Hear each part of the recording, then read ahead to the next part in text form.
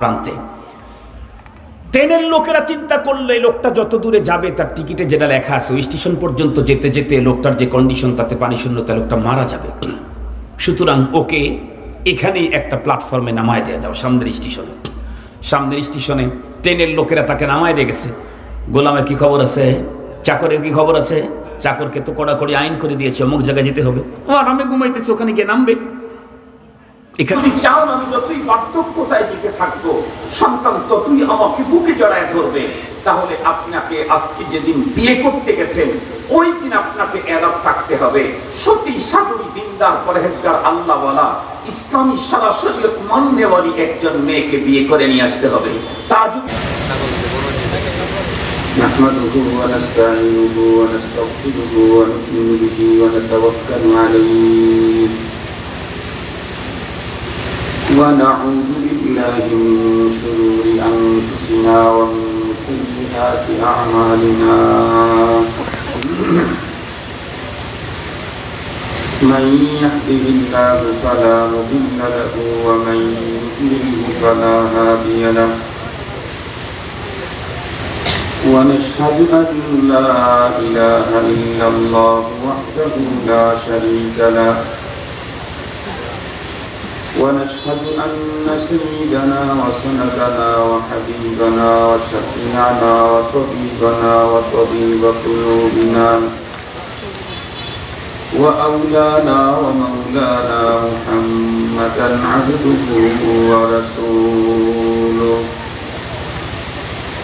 الذي يرسله بالحق إلى الخلق بشيرا ونذيرا وداعيا إلى الله بإذنه وسراجا وقمرا منيرا أما بعد فأعوذ بالله من الشيطان الرجيم بسم الله الرحمن الرحيم وأمر أهلك بالصلاة واصطبر عليها وقال صاحب القرآن صلى الله عليه وسلم من ولد له ولد فليحسن اسمه وأدبه فإذا بلغ فليزوجه فإن بلغ ولم يزوجه فأصاب إثما فإنما إثمه على أبيه أو كما قال عليه الصلاة والسلام صدق الله مولانا العظيم وصدق رسوله النبي الأمي الكريم ونحن على ذلك لمن الشاهدين والشاكرين والذاكرين والحمد لله رب العالمين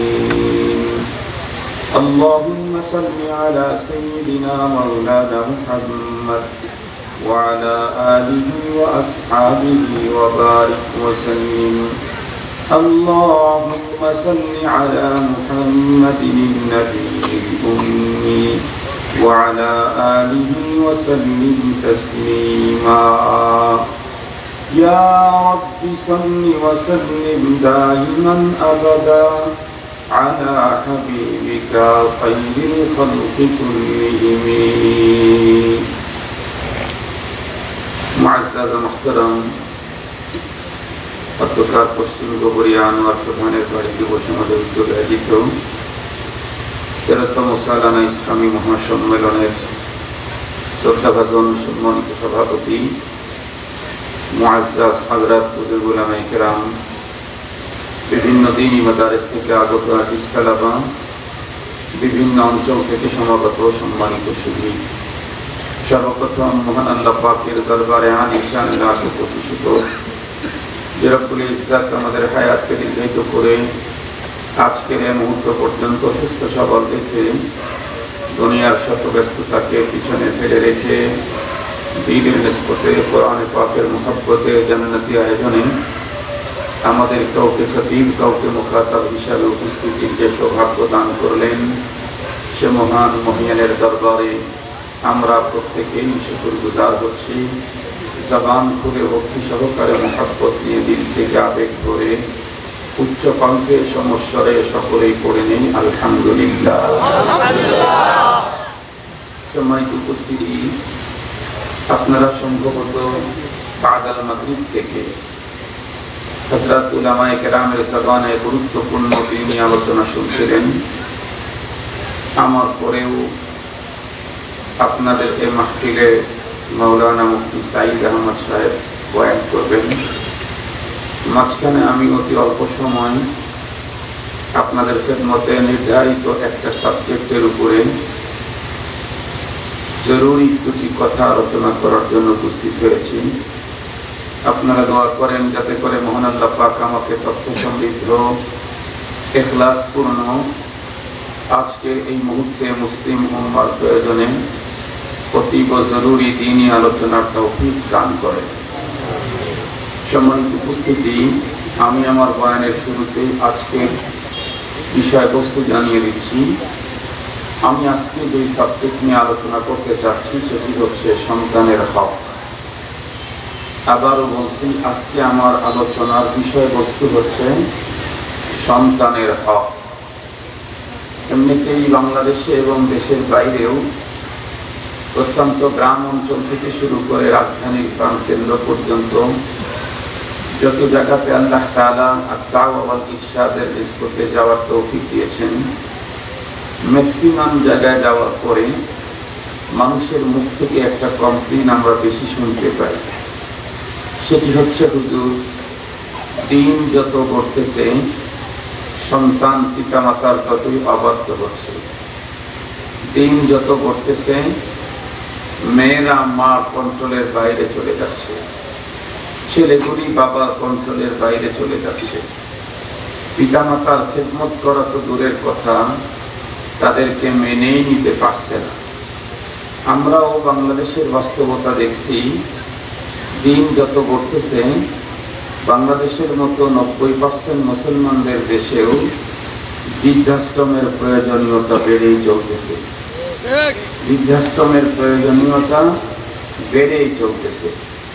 এখান থেকেও লক্ষ্য করা যায়, বোঝা যায় যে দিন যত ঘটতেছে সন্তান থেকে, পিতামাতা থেকে সন্তান তত দূরে চলে যাচ্ছে। সন্তান তার পিতামাতাকে নিজের কাছ থেকে দূরে সরাবার প্রবণতা ততই বাড়তেছে। এজন্য আমাদের দেশে যেখানে যাওয়া হয় অধিকাংশ সময় আমাদের কাছে লোকেরা বলে, হুজুর, পিতামাতার হক নিয়ে আলোচনা করবেন, পিতামাতার অধিকার হক নিয়ে আলোচনা করবেন। এবং আলহামদুলিল্লাহ আমাদের বাংলাদেশে গ্রাম থেকে শুরু করে রাজধানী এবং দেশ থেকে শুরু করে বিদেশে সাধারণ ওয়াজ মাহফিল থেকে শুরু করে আন্তর্জাতিক ইসলামী মহাসম্মেলন পর্যন্ত প্রায় সব জায়গাতে পিতামাতার হক নিয়ে লম্বা আলোচনা আমরা শুনতে পাই। কিন্তু একটা জিনিস খুব গভীরভাবে খেয়াল করতে হবে, পিতামাতার হক তো অবশ্যই সন্তানের জিম্মায় আছে, কিন্তু এটা হচ্ছে সেকেন্ড টাইম। ফার্স্টে হলো পিতামাতার জিম্মায় সন্তানের হক, আগে পিতামাতার হক না, আগে তো সন্তানের হক। সন্তান জন্মের পরে বালেগ হওয়ার আগ পর্যন্ত এই সন্তানের জিম্মায় পিতামাতার কোনো হক থাকে না। বালেগ হওয়ার আগ পর্যন্ত তো শরীয়তের আইনই তার উপরে আসে না। আগে হলো সন্তানের হক। সন্তানের হক যদি কোনো পিতামাতা আদায় করে তাহলে তার সন্তান তার পিতামাতার হক আদায় করবে, এটাই স্বাভাবিক। আর পিতামাতা যদি তার সন্তানের হক আদায় না করে তাহলে সেই সন্তান তার পিতামাতার হক আদায় করবে না, এটা স্বাভাবিক কথা। এই জন্য আমি আজকে সন্তানের হক গুরুত্বপূর্ণ একটা সাবজেক্ট নিয়ে কিঞ্চিত আলোচনা করতে চাই। সন্তানের সব হক তো আজকের এক বৈঠকে আমি আলোচনা করতে পারবো না। আমাদের দেশের অধিকাংশ মানুষ মনে করে পিতামাতা যতদিন পর্যন্ত বেঁচে ছিল ততদিন পর্যন্ত পিতামাতার খেদমত করেছি, সেবা করেছি, অর্থ ব্যয় করেছি, হাত পায়ে তেল লাগিয়েছি, কাঁধে করে পিঠে করে বহন করেছি, হাত দিয়ে তাকে খাবার খাইয়ে দিয়েছি। আব্বা আম্মা মারা গেলেন, আজকে থেকে আমার ছুটি, আমার জিম্মাদারি শেষ।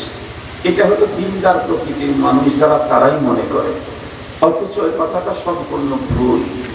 আব্বা আম্মা যতদিন বেঁচে ছিলেন তার যতই খেদমত করে থাকি, উনি মারা গেলে তার হক শেষ হয়ে যায় না। আব্বা আম্মা মারা গেলেই আব্বা আম্মার হক শেষ হয় না। আব্বা আম্মার হক শেষ হবে কখন? যেদিন আমি মারা যাব তখন। আব্বা আম্মা মারা গেলে আব্বা আম্মার হক শেষ হয় না, বরং আব্বা আম্মা বেঁচে থাকতে সন্তানের জিম্মায় 7টা হক থাকে। আব্বা আম্মা মারা গেলে নতুন করে আরো 7টা হক সন্তানের জিম্মায় তখন চলে আসে। এই জন্য আব্বা আম্মা মারা গেলে আব্বা আম্মার হক শেষ হবে না। আমি যেদিন মারা যাব সেই দিন আমার পিতামাতার হক শেষ হবে, এর আগ পর্যন্ত না।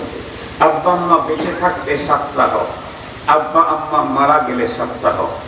এগুলি তো আমি আজকে বয়ান করবই না।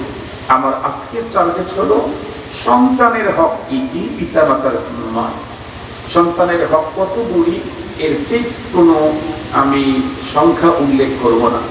কারণ আমি একটা কিতাব দেখে আপনাদেরকে ওয়াজ করতেছি। আপনারা যদি আরো একজন লেখকের কিতাব পড়েন, উনি হয়তো সন্তানের হক 10টা লিখেছেন। আমি যদি এখন 7টা বলি, পরবর্তীতে কখনো যদি ওই 10টা লিখেছে সেই কিতাব আপনার চোখে পড়ে, তখন আপনার মনে আমার প্রতি একটা বদজ্ঞান তৈরি হবে, খারাপ ধারণা তৈরি হবে। আরে আন্তর্জাতিক বক্তা বলে উনি নাকি সারা বাংলাদেশের বক্তাদের চেয়ারম্যান, অথচ উনি বলে গেলেন সন্তানের হক 7। আমরা দেখতেছি কিতাবের ভিতরে 10টা লেখা, তাহলে হুজুর তো নিজেই 3টা জানে না। এই যে একটা খারাপ ধারণা তৈরি হবে। আসলে যিনি 10টা লিখেছেন, যিনি 7টা লিখেছেন, বিষয় এই একটাই। কেউ এক একটাকে পৃথক পৃথক করে পৃথক পৃথক নাম্বার বসিয়েছেন, তারটা একটু নাম্বার বেড়ে গেছে। আর কেউ 1 নাম্বার বলে তার ভিতরে 2টা কথা উল্লেখ করেছেন, তার নাম্বারটা একটু কমে গেছে। মূল বিষয়ের কথাগুলি একই রকমের, কিন্তু এটা তো সব মানুষ বুঝবে না, এই জন্য আমি নাম্বার বলছি না। তবে পিতা মাতার জিম্মায় সন্তানের বেশ কিছু হক আছে।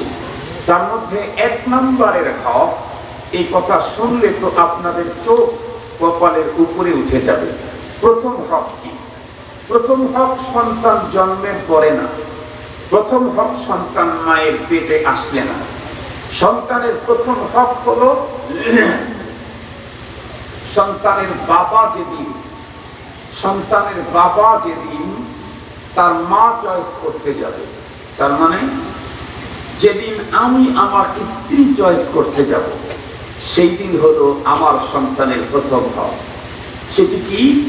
অত্যন্ত ভেবে চিন্তে থিসিস গবেষণা ফিকির করে সন্তানের জন্য একজন সতী সাধুরী, দিনদার, পরহেজগার, আল্লাহওয়ালা, খোদাভীরু, মা এবং বাবাকে মান্যকারিণী একজন নারী বা একজন স্ত্রী আমি আমার জন্য চয়েস করতে হবে। এটা হলো আমার সন্তানের প্রথম হক। কেন? আজকে আমি যাকে আমার বাসর ঘরে আমার জীবনের সঙ্গিনী হিসাবে চয়েস করে, যাকে আমি আমার বাসর ঘরের সাথী বানাচ্ছি, এই মেয়েটাই আগামী দিনে আমার সন্তানের মা। কথা বলেন, নাকি অন্য কেউ মা হবে? আজকে একজনকে আমি বিয়ে করে নিয়ে আসলাম, আর আমার সন্তানের মা ভাড়া চেয়ে অন্য কেউ হবে, এমনটি না তো। আমি আজকে যাকে আমার জন্য রফিকায়ে হায়াত, অর্ধাঙ্গিনী, জীবন সঙ্গিনী চয়েস করে নিয়ে আসলাম, এই মেয়েটাই যেহেতু আগামী দিনে আমার সন্তানের মা, এজন্য সন্তানের জন্য তার মা চয়েস করতে কখনো যেন আমার দ্বারায় ভুল না হয়। আমি যদি এমন একজন নারীকে চয়েস করে নিয়ে আসি আমার জীবন সঙ্গিনী হিসাবে, যে তার বাবার কন্ট্রোলই মানে না, যে তার মায়ের উপরে চোখ রাখদায়, যে বাসাতে খানা খেলে তার পেট করে না, যে রাস্তায় ঘুরতে স্বাচ্ছন্দ্য বোধ করে, যে পার্কে গার্লফ্রেন্ডকে বয়ফ্রেন্ডকে নিয়ে সময় কাটায়, যে ইসলামী সভ্যতা, কালচার, তাহসিব, তামাদ্দুনকে কখনোই চয়েস করে না, এই জাতীয় কোনো একজন নারীকে যদি আমি আজকে আমার স্ত্রী হিসাবে চয়েস করে নিয়ে আসি, তাহলে আগামী দিনে ওর পেট থেকেই তো বাচ্চা হবে, সেই হবে আমার সন্তান। আর এই মহিলা হবে সন্তানের মা। যে সন্তানের মা নিজেই বাবার কন্ট্রোল মানে না, মার কন্ট্রোল মানে না, ইসলামী শরীয়ত মানে না, বাড়িতে খানা খেতে স্বাচ্ছন্দ্য বোধ করে না, পার্কে পার্কে ঘুরতে যে চয়েস করে, ওর পেট থেকে যে সন্তান জন্মগ্রহণ করবে ও পশ্চিম কালেও আমাকে মানবে না, এটাই স্বাভাবিক। ও কখনোই আমাকে মানতে পারে না, কারণ আমি যাকে নিয়ে আসছি সে তো একজন নারী। নারী হওয়ার পরেও যদি সে তার বাবার কন্ট্রোল না মানে, সে যদি তার মাকে যদি মানতে না পারে, ওর পেট থেকে যদি সন্তান ছেলে জন্ম নেয়, তাহলে সে কখনো আমাদেরকে মানবে, এটি প্রশ্নই আসে না। আপনাদেরকে সহজে বুঝবার জন্য একটা মিসাল দিলে খুব ভালো বুঝবেন। আপনাদের এটা কিশোরগঞ্জ, তাই না? কিশোরগঞ্জ, এই এলাকার কোন একজন বিত্তবান সম্পদশালী মানুষ আমের মৌসুমে আমাদের উত্তরবঙ্গের চাপাইতে গেছে। যাওয়ার পরে ওইখানকার মানুষ সবচেয়ে বড় আমের বাগানের মালিক তার বাসায় গেছে। সে তার জন্য অনেক রকমারি আম নিয়ে আসছে, ফজলি আম, ল্যাংড়া আম, হাড়ি ভাঙ্গা, আরো সুস্বাদু যত আম। সব পরিচিত আম খাওয়াবার পরে নতুন প্রজাতির এক রকমের আম নিয়ে আসছে। এই আম দেখতে যেমন অত্যন্ত সুন্দর, বিউটিফুল, ওর ঘ্রাণ বড় আকর্ষণীয়, মজা বড় সিরিয়াস, স্বাদ বড় খুব উন্নত মানের। এই আম খাওয়ার পরে ওই বিত্তবান ভদ্রলোকের দিলের ভিতরে চাহিদা তৈরি হলো, এই আমটা আমার ফ্যামিলির জন্য খুব বেশি প্রয়োজন, তো আমি এখান থেকে কিনে কিনে কতদিন খাওয়াবো। ওর চাইতে এই আমের চারা আমার বাসায় এলাকাতে কোনো জায়গায় লাগাইলেই ভালো হবে, আমার তো জায়গা জমির কোনো অভাব নেই। তো সে পরে মালিকের সাথে কথা বললো। মালিক বলল, এখন তো আপনি আমের চারা পাবেন না, এখন তো আমের মৌসুম, চারা নিতে হবে আপনাকে পরে। উনি পরবর্তীতে চারা নিতে গেলেন, গাছ কিনতে গেলেন, আমের গাছ কিনতে যাওয়ার পরে নার্সারির মালিক যখন তাকে ইসের ভিতরে বাগানে নিয়ে গেছে, নিয়ে যাওয়ার পরে দেখাইতেছে উনি যে আমটা খেয়েছিলেন, এই আমের গাছটার পাতা বেশি সুন্দর না, বডি বেশি ভালো না, গাছটা স্ট্রেট বা সোজা না, একটু আঁকা বাঁকা, পাকা পাতাগুলি কোকড়ানো, গাছটার বডিটা বেশি সুন্দর না। মালিক বলতেছেন, আপনি কি ওই সুস্বাদু সুঘ্রাণযুক্ত আম চান? বলে হ্যাঁ, তাহলে এই গাছটা নিতে হবে। মালিকের ওটা চয়েস।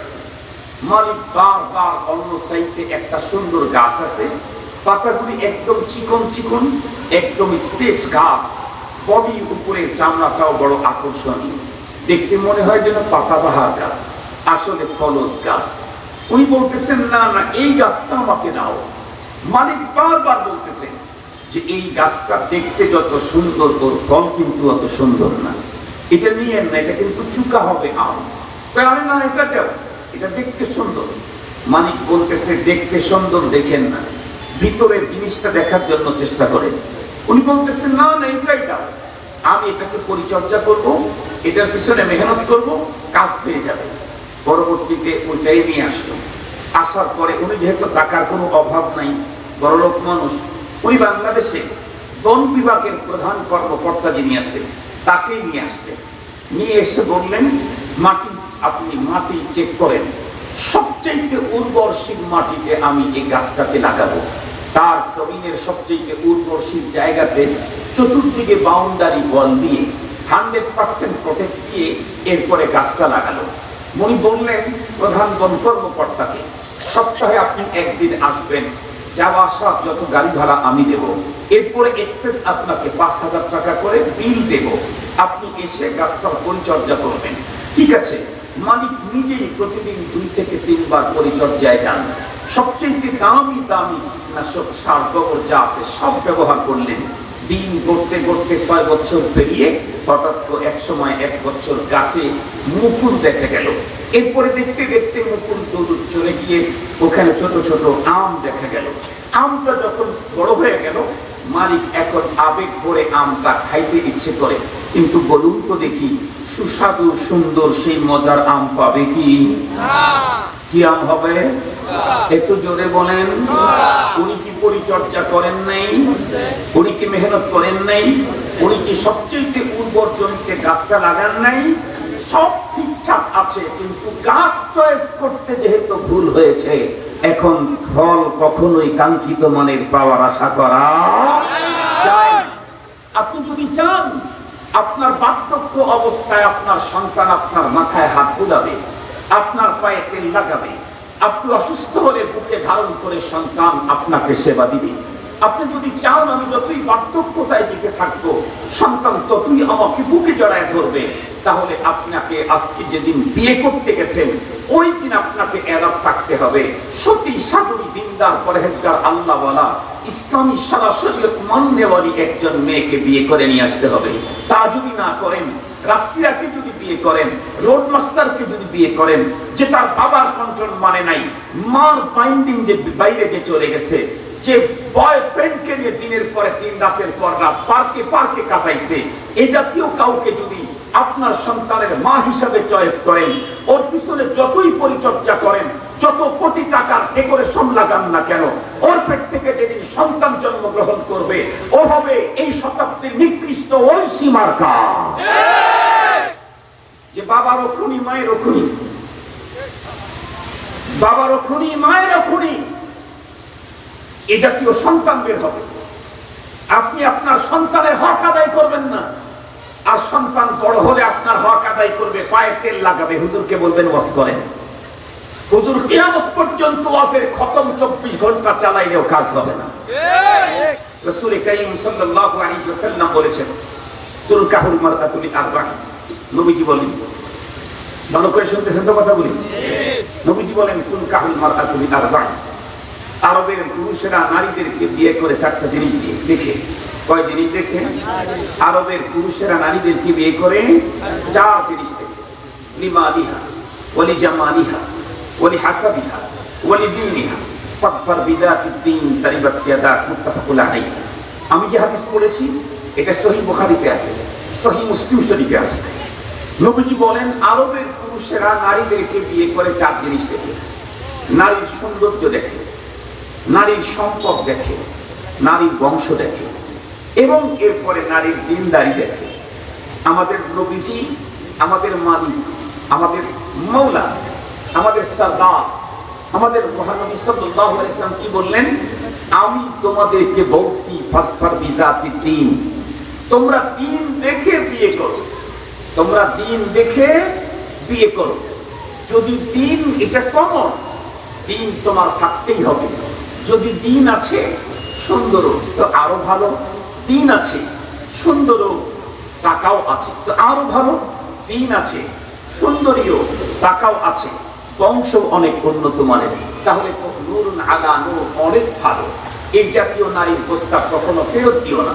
কিন্তু মনে রেখো সব আছে শুধু দিন নাই, তাহলে তুমি এটাকে চয়েস করতে যেও না।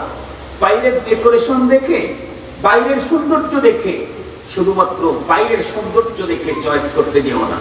আজকে তো আমার দেশে অধিকাংশ মানুষগুলি বিবাহের আগে বাইরের ডেকোরেশনটাই দেখে, বাইরের সৌন্দর্যটাই দেখে, চেহারা দেখে, চরিত্র দেখার চেষ্টা করে না।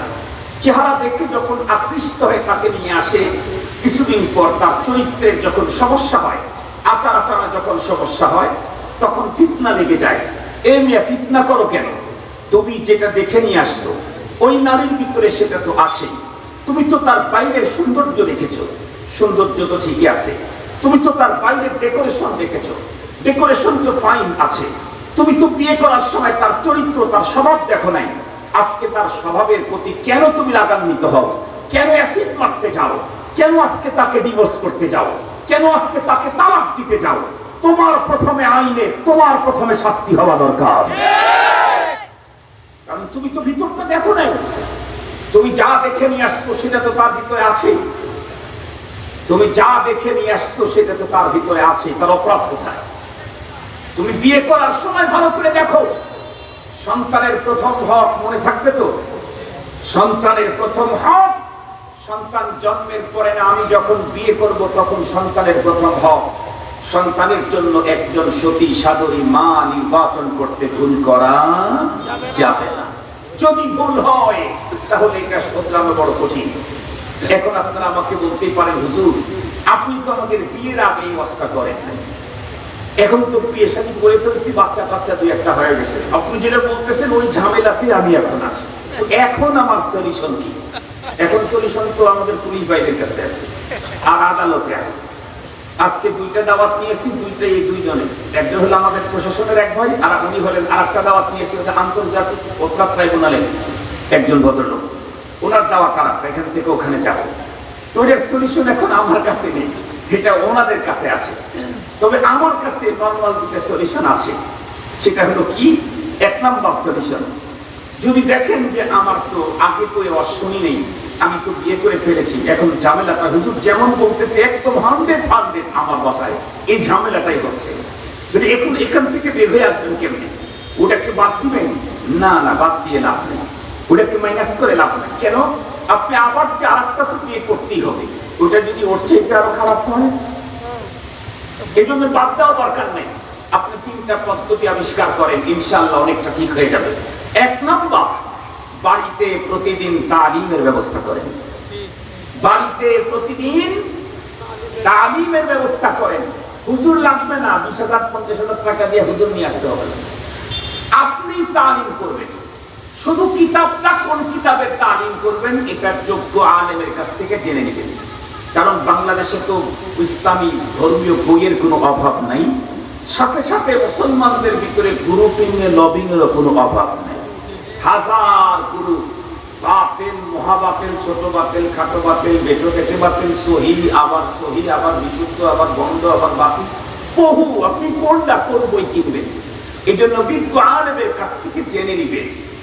জেনে নিয়ে আপনি যদি বাসায় প্রতিদিন তালিম করতে পারেন, কোনো একটা টাইম 1 ঘন্টা দিতে হবে না, 15 মিনিট তালিম করেন, তাহলে কি হবে? আপনাদেরকে আজকের পৃথিবীর বাস্তবতা থেকে একটা ঘটনা শুনাই।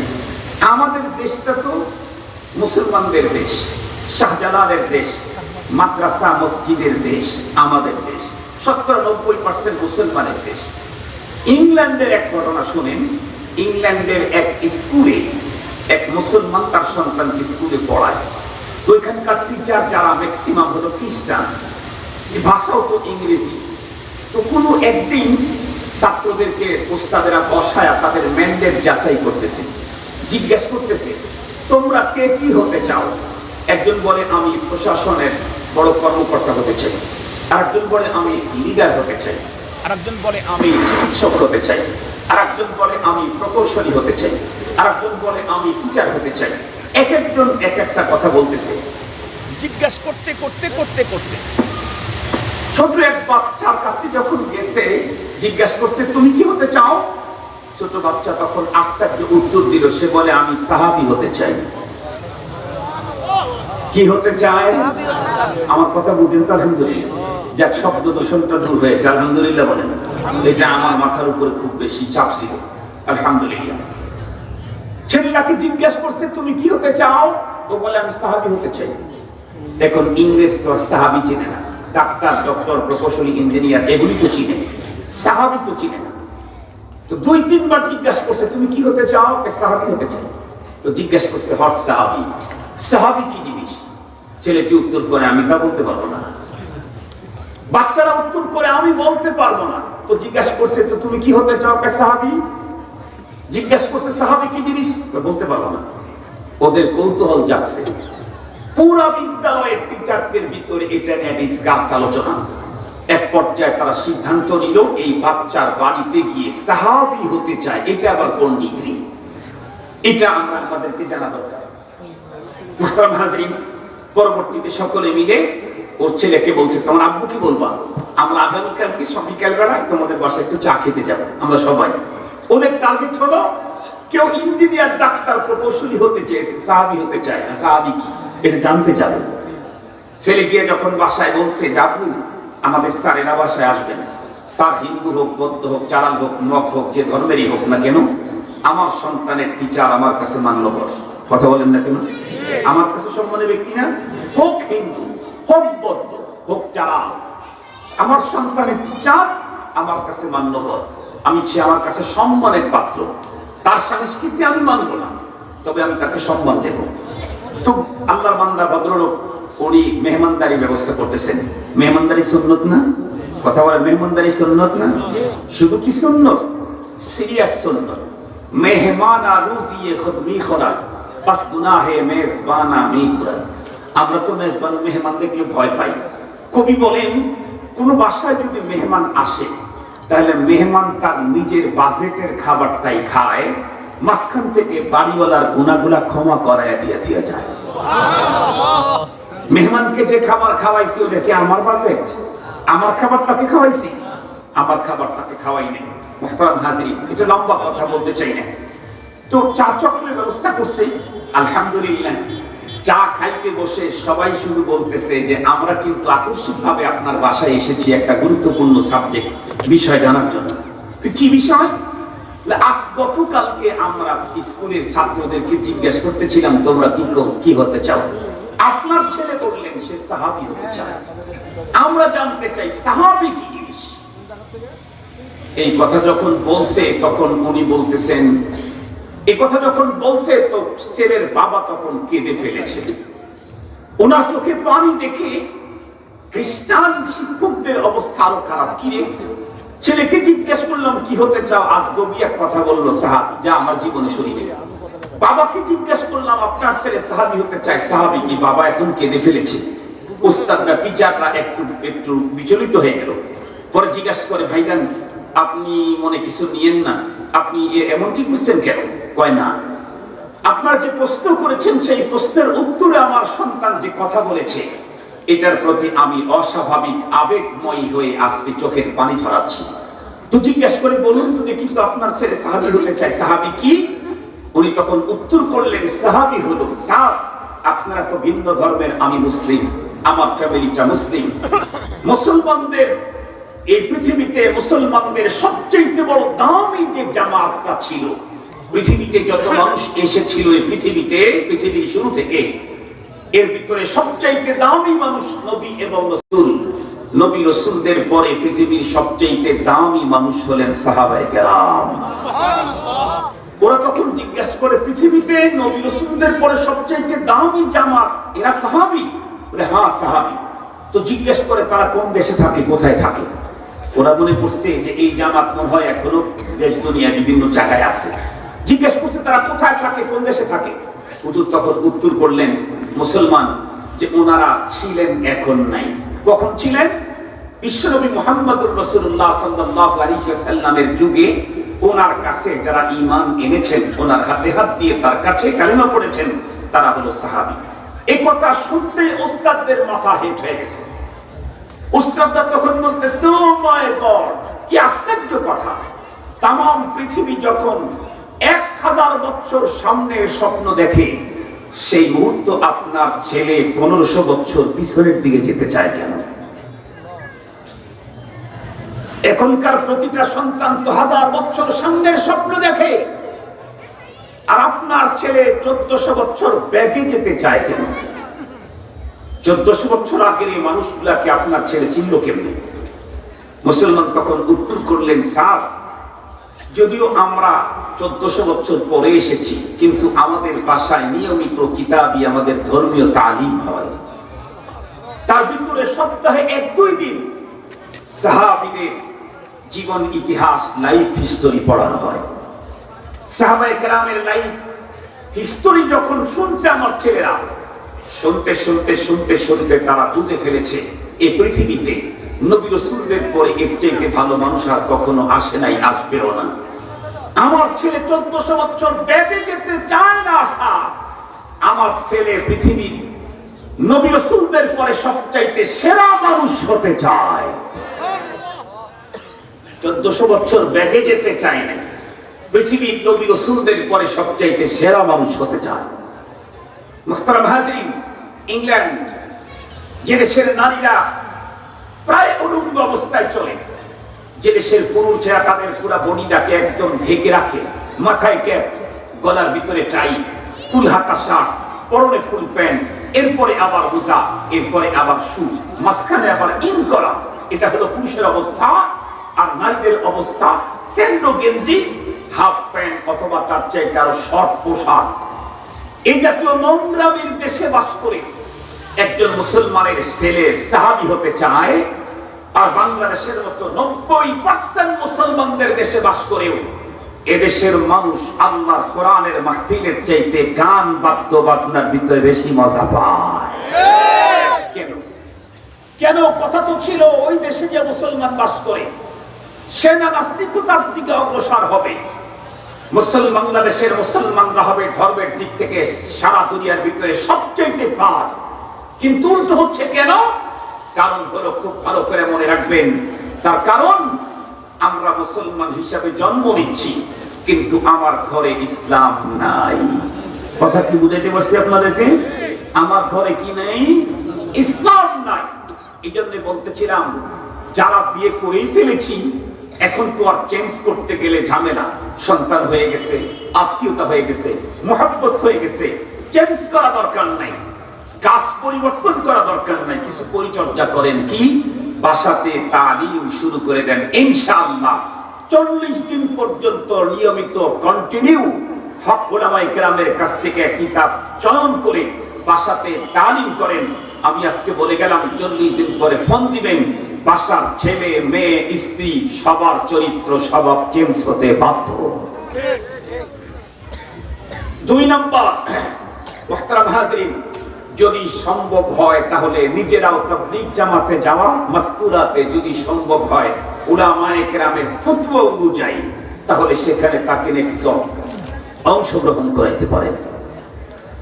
মুসলমান ভাইরা আমার, তো প্রথম হক হলো সন্তানের, এতক্ষণ পর্যন্ত বললাম প্রথম হক। 2 নম্বর, সন্তানের 2য় হক কি? খুব ভালো করে বুঝবেন। আমি সন্তানের হক আদায় করব, সন্তান আমার হক বার্ধক্য অবস্থায় আদায় করবে। আমি তাকে হক দেব না, আমার সন্তান আমাকে হক দিবে না। 2 নম্বরের হক, সন্তান যেদিন জন্ম নিবে সেদিন হক, পিতার জিম্মায় হক। এটা কি? অবশ্যই পিতা সন্তান যেদিন জন্ম নিবে তার ডান কানে আযান, বাম কানে ইকামতের ব্যবস্থা করবে। এটা হলো ঈমানি টিকার প্রথম ডোজ। এটা কি বললাম আমি? ঈমানি টিকার প্রথম ডোজ। বাংলাদেশ সহ তামাম দুনিয়াতে একটা ভাইরাস দুনিয়াকে স্তব্ধ করে ফেলেছে, তার নাম হচ্ছে কোভিড-19। এই ভাইরাসের ভ্যাকসিন তৈরি হয়েছে, এটার 2টা ডোজ দিতে হয়। 2 ডোজ দেওয়ার আগ পর্যন্ত কাউকে সার্টিফিকেট সনদ দেওয়া হবে না। 2 ডোজ কমপ্লিট করলে তারপরে এই লোকটা যে কোনো দেশে যাওয়ার মতো অনুমতি আছে, পাবে। 2টা ডোজ কমপ্লিট করলে, কোভিড-19 এর 2 ডোজ কমপ্লিট করার পরেও এই লোকটা কোভিড-19 এ আক্রান্ত হতে পারে। বাংলাদেশেও দেখা গেছে, বহির্বিশ্বেও দেখা গেছে। কিন্তু ঈমানি টিকার যে 2টা ডোজ আছে, এই 2 ডোজ যদি কোনো মুসলমান তার সন্তানকে কমপ্লিট করে, আহতাসিবু আলাল্লাহ, আল্লাহ পাকের উপরে পূর্ণ আস্থা রেখে বলছি, এই সন্তান কোনোদিন নাস্তিক হওয়ার সম্ভাবনা নাই। 2টা ডোজ। প্রথম নাম্বার ডোজ হলো সন্তান জন্মের পরে ডান কানে আযান, বাম কানে ইকামত। এটা হলো ঈমানি প্রথম ডোজ। আপনাদেরকে বিষয়টা সুন্দর করে বোঝাবার জন্য বলি, আমাদের দেশে যত সন্তান জন্মগ্রহণ করে সবগুলা কি হামের জার নিয়ে জন্মগ্রহণ করে? সবাইকে হামের রোগ নিয়েই জন্মগ্রহণ করে? তারপরেও সরকার, বিশেষ করে স্বাস্থ্য মন্ত্রণালয় বড় অ্যালার্ট, প্রতিটা শিশুকে হামের টিকা 100% নিশ্চিত করার জন্য। দেখবেন সব সন্তান সুস্থ অবস্থায় জন্মগ্রহণ করলেও এরপরেও বাংলাদেশের আবহাওয়া, পরিবেশ যে অবস্থা, তাতে যে কোনো মুহূর্তেই আমার ঘরের জন্ম নেওয়া সন্তানটা হামের মতো দুরারোগ্যে আক্রান্ত হতেই পারে। এই জন্য স্বাস্থ্য মন্ত্রণালয় সিস্টেম করে দিয়েছে, নির্ধারিত টাইমে শিশুকে হামের টিকা দাও। হামের টিকা দেওয়ার টাইম যখন আসে তখন আপনারা দেখেছেন স্বাস্থ্য মন্ত্রণালয় বড় অ্যালার্ট। শুধুমাত্র কেবলমাত্র হাসপাতালেই টিকা দেওয়ার ব্যবস্থা করেন। আমি নিজের চোখে দেখেছি, ট্রেনের এই কি বলে বাস টার্মিনালে হেলথ টিম পাঠানো হয়, ট্রেনের যে স্টেশন আছে সেখানে টিম পাঠানো হয়, এমনকি কোন রাস্তার টোল প্লাজা যদি থাকে সেখানেও টিম পাঠানো হয়। গাড়ির থেকে নেমে এদেশের শতভাগ শিশুদেরকে 100% হামের টিকা নিশ্চিত করানো হয়। কেন? আল্লাহ পাক সুস্থ অবস্থায় দুনিয়াতে পাঠিয়েছেন এই সুস্থতা ধরে রাখতে চাইলে তাকে হামের টিকা দিলে তাহলে সুস্থতাটা আজীবন থেকে যাবে। মুহতারাম হাজিরিন, আল্লাহ পাকের রাসূল বলেন কুল্লু মাউলুদিন ইউলাদু আলাল ফিতরা। পৃথিবীতে যত সন্তান জন্মগ্রহণ করে সবাই মুসলমান হিসেবে জন্মগ্রহণ করে। সুবহানাল্লাহ বললেন না? হিন্দুর ঘরে সন্তান যে জন্ম নিয়েছে অমুসলিম, মুসলমান হিসেবে জন্ম নিয়েছে। বৌদ্ধর ঘরে ও মুসলমান হিসাবে জন্ম নিয়েছে। চাল মগ আদিবাসী সূর্য পূজক অগ্নি পূজক সবার ঘরে যত সন্তান জন্ম নিয়েছে সবাই জন্ম নিয়েছে হলো কথা বলেন ইসলামের উপরে। কুল্লু মাউলুদিন ইউলাদু আলাল ফিতরা। কিন্তু আমি জিজ্ঞাসা করতে চাই, বর্তমান পৃথিবীর মানুষের সংখ্যা প্রায় 800 কোটি। এই 800 কোটি মানুষের 800 কোটি মানুষ ইসলামের উপরে জন্ম হয়েছিল, কিন্তু তারা কি ইসলামের উপরে এখন আছে? ফাআবাওয়াহু ইউহাব্বিদানিহি আও ইউনাসসিরানিহি আও ইউমাক্কিসানিহি। পৃথিবীতে আসার পরে কাউকে নাসরানিয়াতের জাম আক্রমণ করেছে, কাউকে ইহুদিয়াতের জাম আক্রমণ করেছে, কাউকে শিরকিয়াতের জাম আক্রমণ করেছে, কাউকে এই জাতীয় হাজার রকমের জাম আক্রমণ করেছে, যার কারণে আজকে পৃথিবীতে মুসলমানের সংখ্যা 1/4, তার চাইতে আরো কম। 3 ভাগই হলো অন্য ধর্মে চলে গেছে। মুসলমান ভাইরা আমার কথা ভালো করে বুঝবেন, আমার দেশের প্রতিটি সন্তান সুস্থ অবস্থায় জন্মগ্রহণ করলেও তাদের সুস্থতাকে মৃত্যু পর্যন্ত ধরে রাখতে চাইলে তাদেরকে যেমন গুরুত্বের সাথে হামের টিকা দিতে হয়, হামের টিকা না দিলে যে কোনো মুহূর্তেই আমার দেশের আবহাওয়া আর পরিবেশ জনিত কারণে হামে আক্রান্ত হওয়ার সম্ভাবনা, ঠিক তদ্রূপ পৃথিবীর প্রতিটি সন্তানকে রব্বুল আলামিন দুনিয়াতে ইসলামের উপরই পাঠিয়ে দেন। কিন্তু এই দুনিয়ার ভিতরে ইহুদিয়াত নাসারানিয়াত আর শিরকিয়াতের হাজারো জালেমের যে অবস্থা, তাতে বন্ধুরা আমার আল্লাহ প্রদত্ত ইসলামের উপরে আমার সন্তানটাকে ধরে রাখতে চাইলে আমাকে জন্মের পরে নির্ধারিত টাইমে ঈমানি টিকা নিশ্চিত করা দরকার। আমি আগেই বলে দিয়েছি, কোভিড-19 এর 2 ডোজ কমপ্লিট যখন করে তখন এই লোকটা দেশ বিদেশে সব জায়গায় যাওয়ার অধিকার পায়। মুসলমান তারপরেও দুনিয়ার হাজারো অভিজ্ঞতার বাস্তবতা হলো এই কোভিড-19 এর 2 ডোজ কমপ্লিট করার পরেও কোভিড-19 এ আক্রান্ত হয়ে পৃথিবীর মানুষ মারা যায়। কিন্তু আল্লাহ পাক ইসলাম আর শরীয়তের ভিতরে তার রাসূলকে দিয়ে যে সিস্টেম চালু করে দিয়েছেন, এই পদ্ধতিতে কোনো মুসলিম যদি তাদের ইসলামী জীবন যাপন করা শুরু করে, জীবনেও কোনোদিন বন্ধুরা আমার এইখানে মিসিং এর কোনো সম্ভাবনা নাই। মুসলমান ভাইরা আমার প্রথম নাম্বার দোষটা হলো সন্তান জন্মের পরে তার ডান কানে আজান বাম কানে ইকামত দিয়ে দাও। খুব ভালো করে বুঝবেন, আমরা আমাদের ইসলাম নিয়ে যতটুকু গবেষণা করি আর না করি, কিন্তু ইহুদ আর নাসারা আর মুশরিকগুলি আমাদের ইসলাম নিয়ে তার চাইতে হাজার গুণে গবেষণা করে। ওরা গবেষণা করেই দেখেছে মুসলমানদেরকে তাদের ধর্ম থেকে দিন থেকে দূরে সরাইতে চাইলে ঈমানি টিকা থেকে বঞ্চিত করা লাগবে, তাহলেই কেবল সম্ভব। এই জন্যই বন্ধুরা আমার তারা এমন একটা পরিবেশ দুনিয়াতে এখন কায়েম করে দিয়েছে, এখন কোন মহিলার বন্ধুরা আমার বাচ্চা বাড়িতে হয় না, শতকরা 90% মেয়েদেরকে বাচ্চা হওয়ার জন্য হাসপাতালে নিয়ে যেতে হয়। খুব ভালো করে বুঝবেন, আমাকে ভুল বোঝার কোনো সুযোগ নেই। আমরা জাহেল না, আমরা মূর্খ না, আমরা আনসোসাল, আমরা বলদ না, আমরা বুঝি। আমরা জাহেলের মতো মূর্খর মতো কথা বলি না। আমরা এই কথা কখনোই বলি না যে আমার মা, আমার মেয়ে, আমার বোন, আমার ভাগ্নি ভাস্তির প্রয়োজন হয়েছে সিজার করতে, সিজার করো না, জায়েজ নাই। এই জাতীয় জাহেল মার্কা জাহালতের কথা আমরা কখনো বলি না। আমার মা, মেয়ে, আমার স্ত্রী, আমার বোন, এদের যদি সিজারের প্রয়োজন হয় 1000 বার সিজার করেন, 1000 বার প্রয়োজন হলে। কিন্তু একটা কথা মনে রাখবেন, এ সিজার শুধু সিজার না, এর ভিতরে আরো কিছু আছে। সেটি হলো ওরা চেয়েছিল প্রত্যেকটা মুসলিমের সন্তানদের সন্তান হওয়ার জন্য যদি ঘর থেকে বের করে হাসপাতালে পাঠানো হয়, তাহলে হাসপাতাল তো 2 কোয়ালিটির। একটা হলো আপার লেভেলের, সবচেয়ে উন্নত, সেখানে তো রোগীকে ঢুকায়া দিলে আর রোগীর লোকেরা সেখানে যাইতেই পারে না। যত পরিচর্যা তারা করবে আপনার কোনো পেরেশানি নেই, মোটা অঙ্কের বিল তারা করতে থাকবে।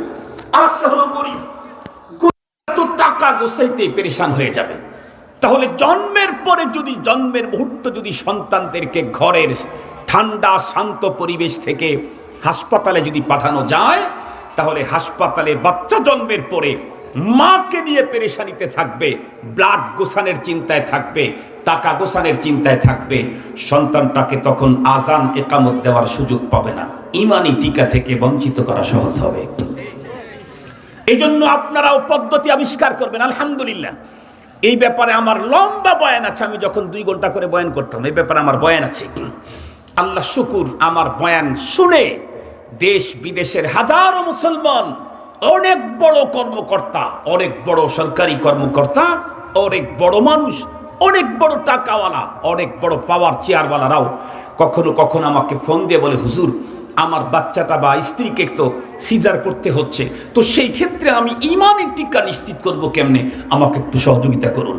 আমি তখন তাদেরকে বলি যে হাসপাতালে নিয়ে যাবেন সিজার করার জন্য, ওই হাসপাতাল কর্তৃপক্ষের সাথে কন্ট্রাক্ট করবেন যে বাচ্চা বের করার পরে মাত্র 3 মিনিটের জন্য আমাদের কাছে নিয়ে আসবা। আমরা 3 মিনিটে বাচ্চার ডান কানে আজান, বাম কানে একামত দিয়ে ইমানি টিকাটা নিশ্চিত করে দেব। এরপরে 3 বছর পর্যন্ত তোমাদের ইচ্ছা হলে আমার বাচ্চাকে লালন করো, আর কোনো পরেশানি নাই। কেন? ইমানি টিকা দিয়েছি, এখন আর নাস্তিকতার জান আমার সন্তানের কলবে ঢুকতে পারবে না।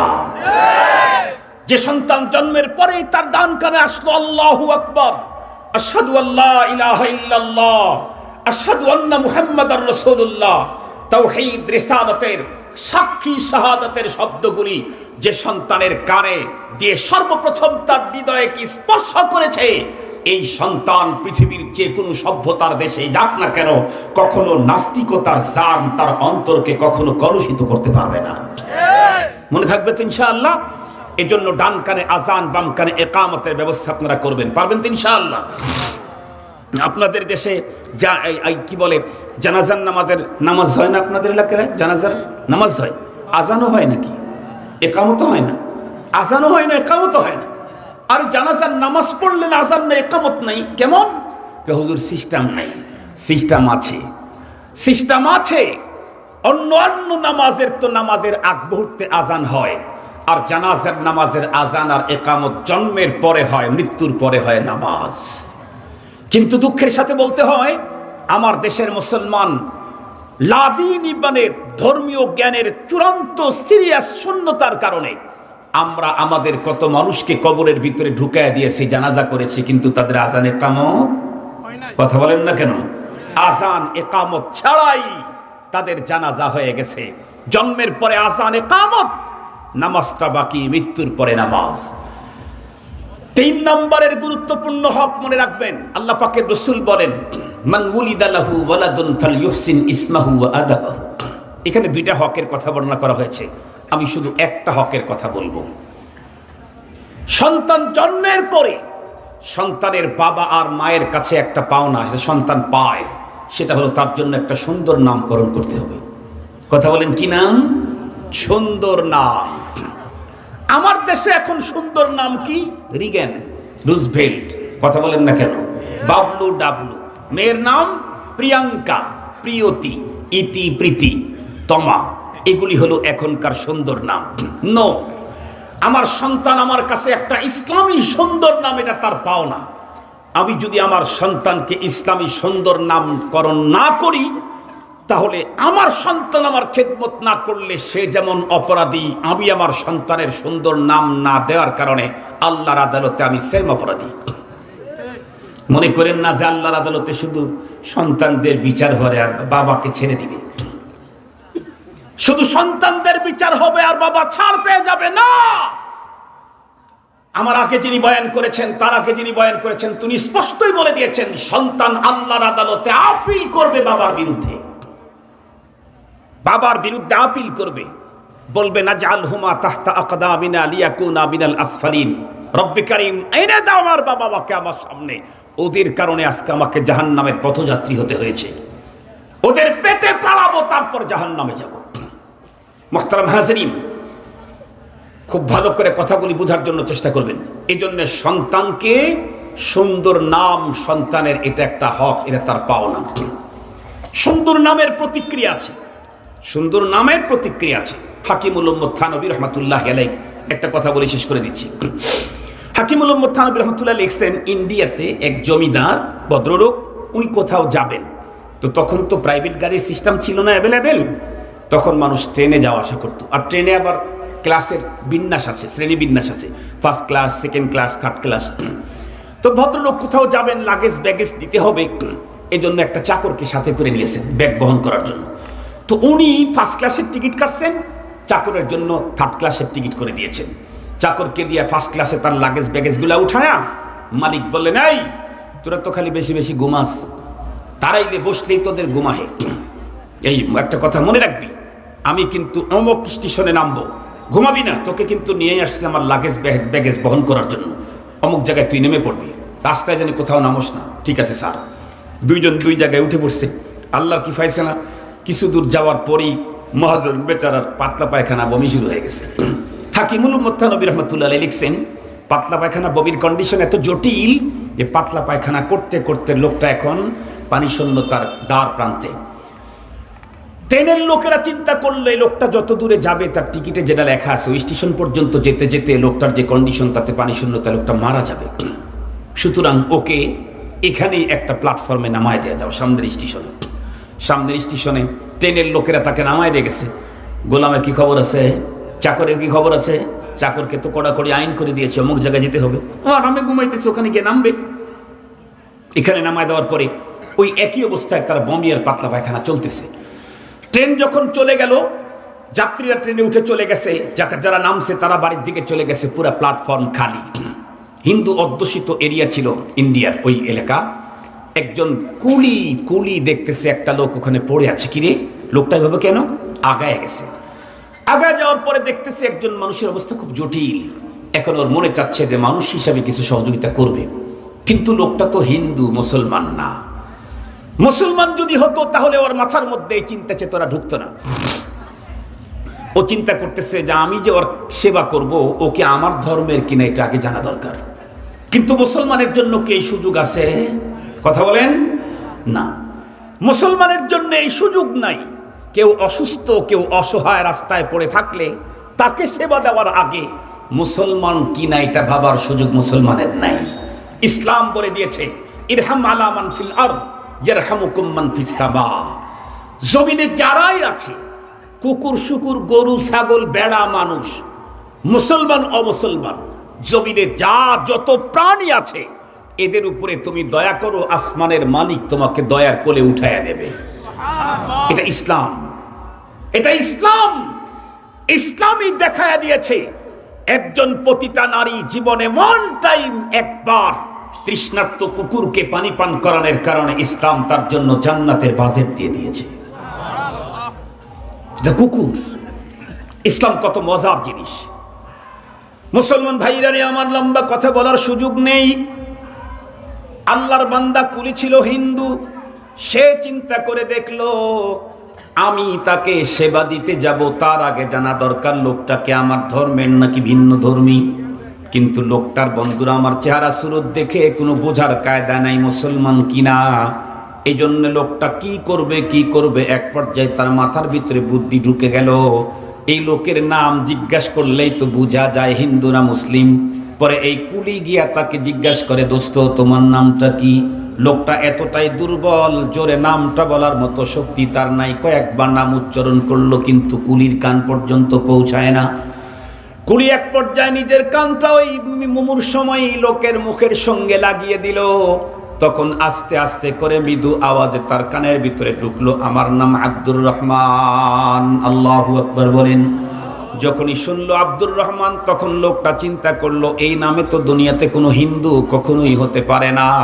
এই জন্যই তো একজন কবি বলেন, চল রহি है एक मुसलमान साथ उसकी बैरागी है नहीं मुस्लिम की दर ही है दारी बैराग की सब लोगों ने दे रहा है बैरागी को अस्सलाम ऐ मुसलमान क्या तुम्हें फिर भी शर्म आता नहीं। মুসলমান তর্জমা করতে চাই না, এক পর্যায়ে কুলি চিন্তা করলে তো মুসলিম আমার জাত শত্রু, ওকে সেবা দেওয়ার দরকার নাই। কিছুক্ষণ পরে লোকটা চলতে চলতে মারা গেল। মানুষ যখন দেখলো কিরে একজন মানুষ পড়ে আছে, একজন দুইজন করে সেখানে উপস্থিত হওয়া শুরু করলো। দেখলো হ্যাঁ লোকটা মারা গেছে। এখন দুই রকমের লোক জমা হয়ে গেল। কিছু হিন্দু বলে আমরা চিতায় নিয়ে পোড়ায় দেব, মুসলমান বলে না আমরা তাকে সুন্দর করে ইজ্জতের সাথে কাফন দাফন করে দেব। তখন দুই গ্রুপে যখন ঝগড়া লাগলো, হিন্দু বলতেছে হিন্দু অধ্যুষিত এরিয়াতে লাওয়ারিশ লাশ পাওয়া গেছে, সুতরাং এটা হিন্দু হিসাবে বিবেচিত হবে। মুসলমান তখন উত্তর করে না না, যদি এই অঞ্চলের কেউ হইতো তাহলে তোমাদের যুক্তি ঠিক ছিল, কিন্তু এ তো এই অঞ্চলের কেউ না, বাহির থেকে আসছে, এজন্য আমরা তাকে তোমাদের হাতে ছেড়ে দিতে পারি না। হিন্দু মুসলিমের চূড়ান্ত দাঙ্গা শুরু হয়ে গেল। এক পর্যায়ে ওই যে হিন্দু কুলি মনে আছে নাকি, মৃত্যুর আগে তার নাম জিজ্ঞাসা করেছিল। লোকটা দৌড়ে আসলো, আসার পরে দুই গ্রুপের সামনে দাঁড়িয়ে বলল, হিন্দু বন্ধু তোমরা লোকটাকে ছেড়ে দাও, লোকটাকে চিতায় নেওয়া দরকার নাই। বলে কেন? কারণ লোকটা হলো মুসলমান। তুই কেমনে বুঝলি? বলে আমি ওকে মৃত্যুর আগে নাম জিজ্ঞাসা করেছিলাম, লোকটা বলেছে আব্দুর রহমান। হাকিমুল উম্মত মুজাদ্দিদুল মিল্লাত শাহ আশরাফ আলী থানভী রাহমাতুল্লাহি আলাইহি ঘটনা উল্লেখ করে বলেন, ওহে মুসলমান, এই লোকটার বাবা যদি তার নামকরণ করতে যদি ইসলামকে চয়েস না করে ভিন্ন কোনো নামকরণ করত, তাহলে অবশ্যই লোকটাকে চিতার আগুনেই পোড়া লাগতো কিনা। এই লোকটা আজকে চিতার আগুন থেকে মুক্তি পেল শুধুমাত্র কেবলমাত্র সুন্দর নামের কারণে। তাই তো আমার পয়গম্বর বলেছেন, মান উলিদা লাহু ওয়ালাদুন ফালইউহসিন ইসমাহু ওয়া আদাবা ফাইদা বালাগা ফালইউযাব্বিজহু ফাইন বালাগা ওয়া লাম ইউযাব্বিজহু ফাআসাবা ইসমান ফাইন্নামা ইসমুহু আলা আবিহি আও কামা ক্বালা আলাইহিস সালাতু ওয়াস সালাম। আমি আমার আলোচনাকে আর দীর্ঘায়িত করতে চাই না, কথা আমার এতটুকুনি শেষ। তাহলে আমার সন্তান জন্ম নিলে মুসলমান ভাইরা, আমার সন্তানের আমার কাছে পাওনা হলো তার জন্য একটা ইসলামী নামকরণ করা, মনে থাকবে তো? আল্লাহ পাক এই হকগুলি আদায় করার তৌফিক দান করুক। এরপরে আরো অনেক হকের লম্বা সিরিয়াল আছে, উলামায়ে কেরামের কাছ থেকে আপনারা জেনে নিয়েন। আমি আমার আলোচনাকে এখানে শেষ করে দিচ্ছি। ওয়া আখিরু দাওয়ানা আলহামদুলিল্লাহি।